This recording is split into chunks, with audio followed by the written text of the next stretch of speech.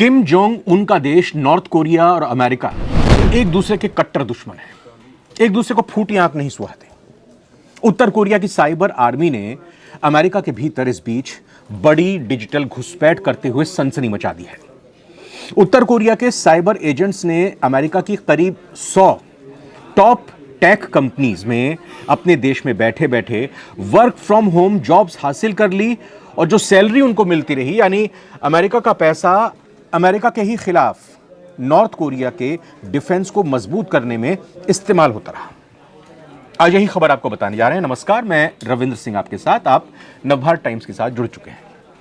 अमेरिकी न्याय विभाग ने प्रेस कॉन्फ्रेंस करके जो खुलासा किया है वो अमेरिका की साइबर सुरक्षा को लेकर सबसे बड़ा झटका कहा जा रहा है। रिपोर्ट के मुताबिक उत्तर कोरिया के साइबर एजेंट्स ने अमेरिका की करीब 100 टॉप टेक कंपनीज, मतलब अगर हम भारत की कंपनीज, टॉप टेक कंपनीज की अगर बात करते हैं, जैसे टेक महिंद्रा हो गई, इन्फोसिस हो गई, टीसीएस हो गई, इस तरह की जो कंपनीज होती हैं आईटी से रिलेटेड, उस तरह की अमेरिका की 100 टॉप टेक कंपनीज में वर्क फ्रॉम होम के जरिए जॉब्स हासिल कर ली और एआई यानी आर्टिफिशियल इंटेलिजेंस टूल्स का यूज किया और उन्हें यूज करके बाकायदा नॉर्थ कोरिया में बैठ बैठकर अप्लाई किया इन कंपनीज में। उसके बाद इंटरव्यू कॉल आई और इंटरव्यू जब कॉल इनको आई तो इंटरव्यू अटेंड भी किया, इंटरव्यू क्रैक कर लिया, इन्होंने इंटरव्यू पास कर लिया। और इसके लिए क्या कुछ किया? फेक आईडी बनाई, अमेरिकी एक्सेंट वाले बॉट्स का इस्तेमाल किया, टेक्नोलॉजी का इस्तेमाल किया, यानी कि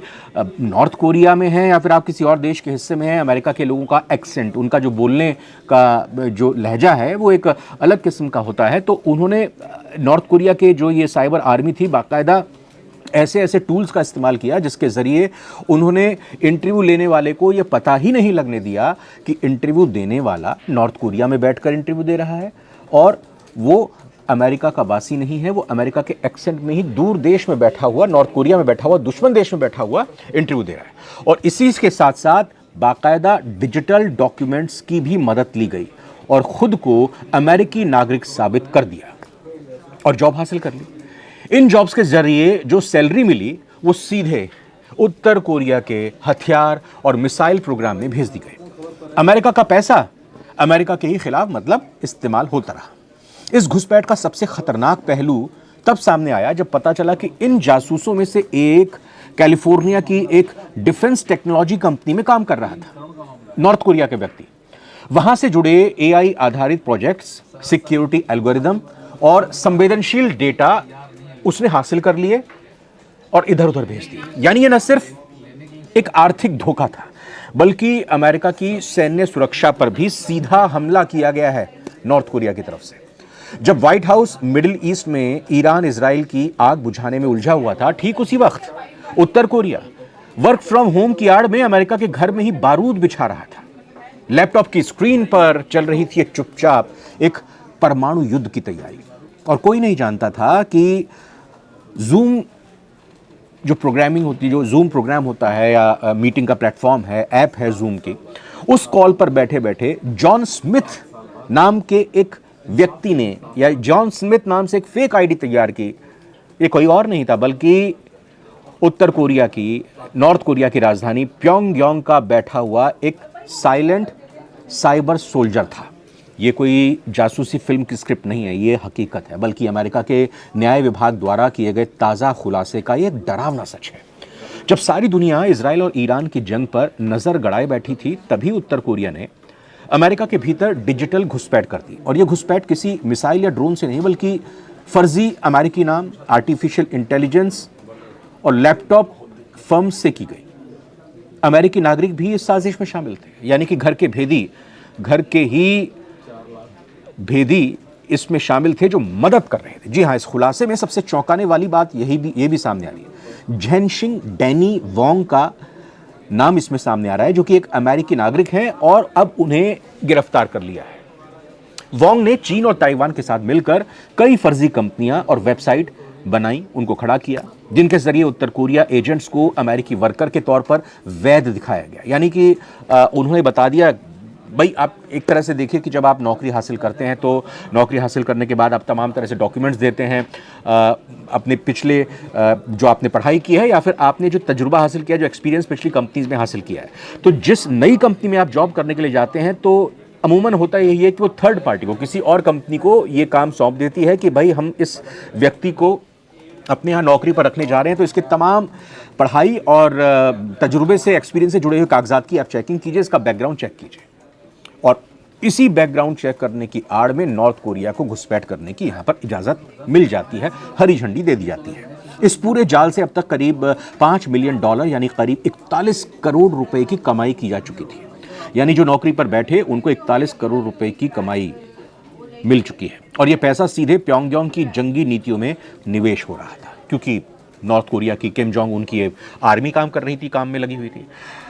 एक बात और आई है चौंकाने वाली कि बिटकॉइन भी इस दौरान बम की शक्ल ले चुका था। जांच के दौरान ये पता चला कि 4 उत्तर कोरियाई एजेंट्स ने 2 अमेरिकी कंपनियों से $9 लाख की क्रिप्टो करेंसी भी चोरी कर ली।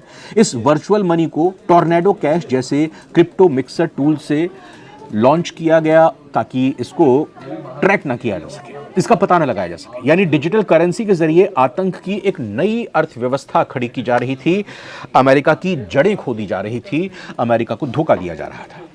अब अमेरिका की राष्ट्रीय सुरक्षा पर ये जो मंडरा रहा है खतरा, इसको लेकर क्या हड़कंप मचा है, क्या हाहाकार मचा है, बात उसकी करते हैं। क्योंकि वर्क फ्रॉम होम का जो मॉडल कोविड के दौरान एक राहत बनकर आया था, अब अमेरिका के लिए, राष्ट्रीय सुरक्षा के लिए एक बड़ा सिरदर्द बन चुका है।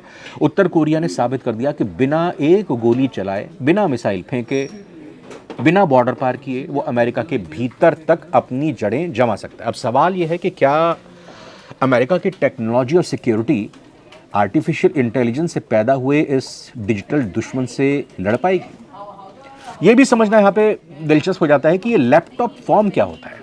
FBI, जैसे हमारे देश में CBI है, खुफिया एजेंसी, FBI ने छापा मारा था, 16 राज्यों में फैले 29 लैपटॉप फर्म्स का खुलासा किया। लैपटॉप फर्म्स क्या होती हैं बताते हैं आपको। अमेरिका के 16 स्टेट्स में छापा मारा गया FBI की तरफ से। 200 से ज्यादा लैपटॉप, दर्जनों फर्जी बैंक अकाउंट्स और नकली वेबसाइट का पता लगा, उनको जब्त किया गया।